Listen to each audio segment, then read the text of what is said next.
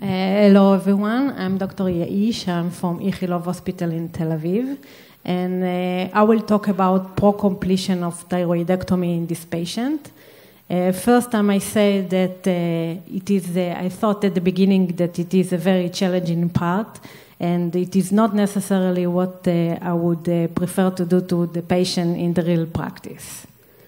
So back to our patient, it's a 40-year-old male with 2 centimeter nodule in the left thyroid lobe, which was colloid goiter by FNA, and 0.8 centimeter nodule in the right thyroid lobe, which was PTC, with no suspicious lymph node in the ultrasound, normal thyroid function, and after lobectomy, the pathology result find out that the micropapillary PTC with extrathyroidal and extracapsular extension.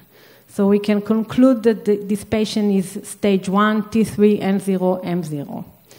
So I will make my arguments for pro-completion of thyroidectomy by talking shortly about recurrence after lobectomy, extrathyroidal invasion, male gender, bilaterality PTC, the follow-up with radio and the treatment with radioiodine ablation and thyroglobulin measurement, and ultrasound follow-up.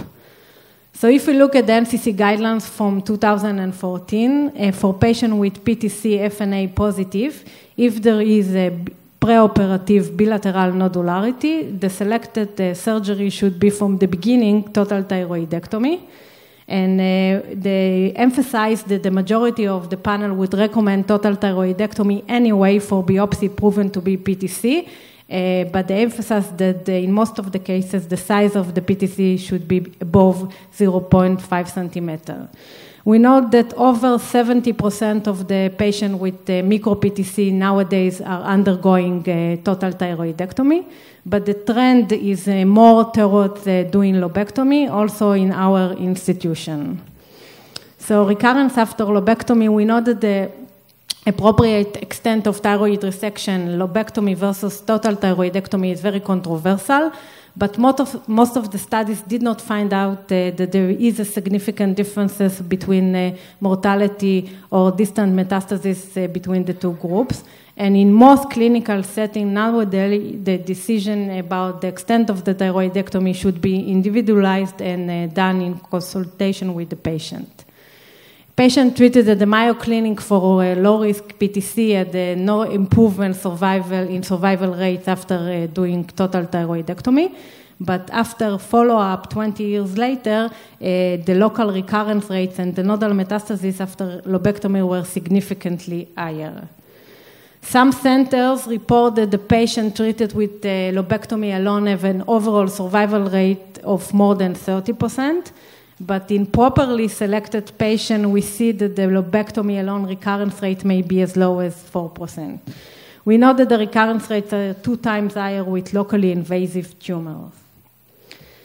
If we look at the ATA guidelines from 2009, for patients with thyroid cancer above 1 centimeter, the initial procedure should be total thyroidectomy unless there are contraindications to the surgery. Thyroid lobectomy alone may be sufficient treatment for local, below 1 centimeter, low-risk unifocal intrathyroidal papillary carcinoma in the absence of radiation or involved cervical lymph nodes. So just as to the ATA guidelines, the preferred surgery for our patient should be total thyroidectomy. And they also talk about completion thyroidectomy, as Dania showed before, that should be offered to those patients for whom total thyroidectomy would have been recommended as the diagnosis available before the surgery.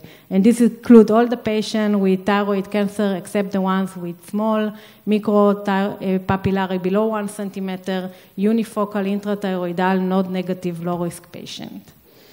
The British Thyroid Association guidelines from 2014 talks about the risk stratification for risk of recurrent of differentiated thyroid carcinoma. And they divide the patient into 3 groups: low-risk patients, intermediate, and high-risk patients.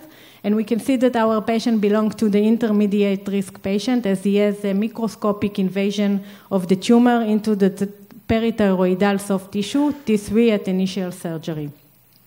So if we just look at the British Thyroid Association guidelines, the recommended surgery for the patient should be total thyroidectomy or completion thyroidectomy as he has extrathyroidal spread.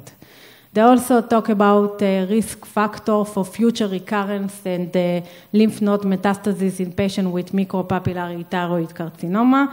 They include also the clinical and the radiological features such as non-incidental and PET positive, and histological features, a larger size between 6 to 10 millimeter. Our patient had 8 millimeter PTC, extrathyroidal extension, such as in our patient, multifocal and or bilateral disease, poorly differentiated component, and dermoplastic fibrosis or infiltrative growth pattern. They emphasize that we should consider the prophylactic central compartment neck dissection that may reduce the recurrence rate and should be considered in patients with micro-PTC that are T3 with extrathyroidal spread. In such cases, personal decision-making is recommended. This article is from World Journal Surgery from 2014. 188 patients with micro-PTC who underwent lobectomy due to micropapillary thyroid carcinoma without getting iodine ablation. All of the patients from Ito Hospital in Tokyo between the years 1986 to 1995. The median duration was 17 years. And we can see from this table that age above 45, tumor size above 40, extrathyroidal invasion, and some of the features, clinical lymph node metastasis, had a worse recurrence in lymph node and distant organ. And unlike those factors, male sex does not have a bad recurrence rate. From 30,000 people from the SEER database, people with micro-PTC who underwent lobectomy. This table summarizes the hazard ratio for overall and disease-specific survival. And we can see that male sex a very interesting pattern, although it has a worse hazard ratio for overall survival, 1.24. It does not have a worse hazard ratio for disease-specific survival. And unlike it, extrathyroidal extension is also worse hazard ratio for overall survival and disease-specific survival. So male gender has been reported as an independent risk factor predicting death and recurrence in some of the studies. The ATA guidelines from 2009 do not provide any information on gender as a risk factor for recurrence or mortality. And also the British Thyroid Association guideline indicate that male gender has previously been considered as an additional risk factor that reduce survival, but two recent big studies from 2013 failed to confirm it.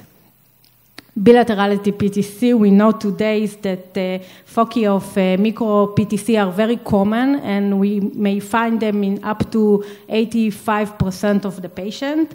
This article from Cancer from 1992 find out that in 105 patients who went thyroidectomy because of micro-PTC at small foci that they were distributed around the primary lesion, and in 61% of them, they were in the opposite lobe as a bilateral disease.